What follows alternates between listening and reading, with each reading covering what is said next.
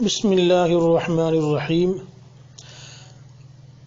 آج میں آپ کو توبہ کے متعلق بہت ہی خوبصورت واقعہ سنانا چاہتا ہوں۔ بنی اسرائیل کے اندر ایک گناہ گار شخص تھا۔ اس قدر گناہ کیا کرتا تھا کہ اس کی بستی کے لوگ بھی اس سے تنگ آ گئے۔ تو ایک دن بستی کے لوگوں نے اس کو بلایا اور کہا کہ تو اس قدر کثرت کے ساتھ گناہ کرتا ہے، کہیں ایسا نہ ہو کہ اللہ کا عذاب آئے اور اس کی لپیٹ میں ہم بھی آ جائیں، لہذا آج ہم تجھے مہلت دے رہے ہیں کہ آج کے بعد تو نے اس بستی کے اندر گناہ نہیں کرنا۔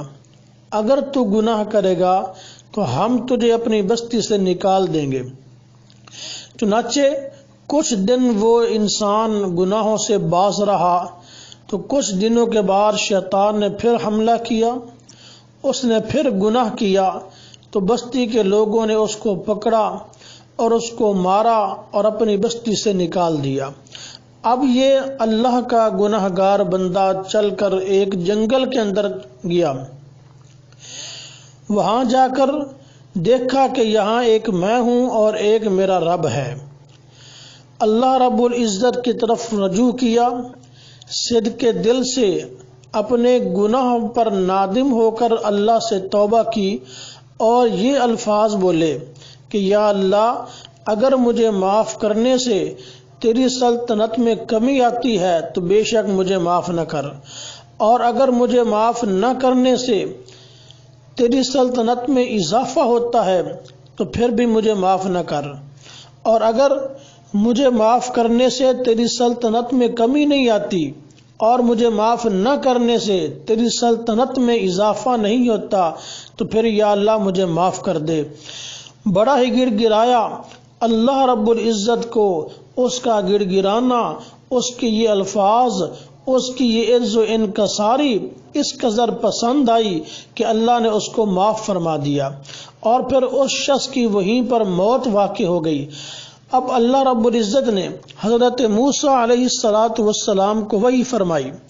فرمایا اے میرے کلیم پیغمبر، فلاں جنگل میں میرے دوستوں میں سے ایک دوست فوت ہوا ہے، جاؤ اور اس کو جا کر غسل بھی دو، اس کی نماز جنازہ بھی پڑھاؤ، اور جہاں تک ہو سکتا ہے آواز لگا دو، اعلان کر دو کہ آج جس نے مغفرت کروانی ہے میرے اس دوست کے جنازہ کے اندر شریک ہو جائے۔ جو شخص میرے اس دوست کے جنازہ کے اندر شریک ہوگا میں اس کی بھی مغفرت کر دوں گا۔ حضرت موسیٰ علیہ السلام نے یہ اعلان کیا، چنانچہ سارے لوگ اس بندے کے جنازہ کے اندر شامل ہوئے۔ تو جب اس کی بستی کے لوگوں نے دیکھا کہ یہ تو وہی بندہ ہے جس کے گناہوں سے ہم تنگ آ گئے تھے اور ہم نے اس کو مارا اور اپنی بستی سے نکال دیا، تو آج یہ اس قدر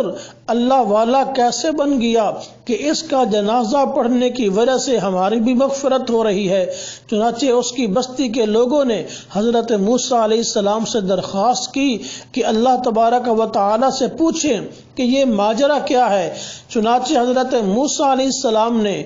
اللہ رب العزت سے پوچھا تو اللہ رب العزت نے جواب دیا کہ اے میرے کلیم پیغمبر، بے شک یہ بہت بڑا گناہ گار تھا، لیکن جب یہ چل کر جنگل میں آیا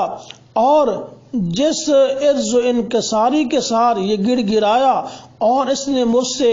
توبہ کی ہے، اس وقت میری رحمت اس قدر جوش میں آئی کہ اگر یہ بندہ اس وقت صرف اپنی ذات کے لیے ہی نہیں بلکہ روئے زمین پر بسنے والے تمام مسلمانوں کے لیے مغفرت کی دعا کرتا تو میں آج روئے زمین پر بسنے والے تمام مسلمانوں کی مغفرت فرما دیتا۔ تو سبحان اللہ، یہ اللہ کی رحمت ہے